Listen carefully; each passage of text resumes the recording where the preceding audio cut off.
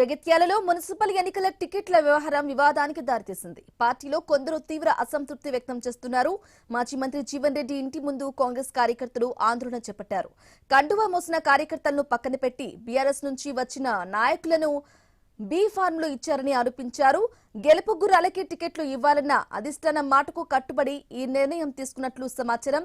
దీంతో ఎమ్మెల్యే సంజయ్ పై కొందరు కాంగ్రెస్ కార్యకర్తలు విమర్శలు గుప్పించారు. తమకు బీ ఫారంలు రాకుండా అడ్డుకున్నారని ఆగ్రహం వ్యక్తం చేశారు.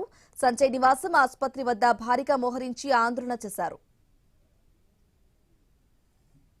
8:30కు కాల్ వచ్చింది నాకు, ఏమని బీ ఫామ్ తీసుకపో అమ్మ జగిత్యాలకు వచ్చి అని నందయ్య డీసీసీ అధ్యక్షుడు జిల్లా అధ్యక్షుడు ఫోన్ చేసిండు.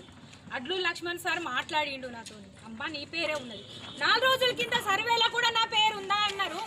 మా వార్డే కాదు సార్, ఆయన మా వార్డు కాదు, మా వార్డులో ఇన్ఛార్జి పదవి లేదు, ఓ పార్టీ ఆఫీస్ లో పనిచేసిండు, ఒక 5 ఏళ్ల నుండి 2 ఏళ్ల నుండి, అది కూడా కాదు. మొన్న కండువ కప్పుకున్నానికి ఎట్లా టికెట్ ఇస్తారు సార్?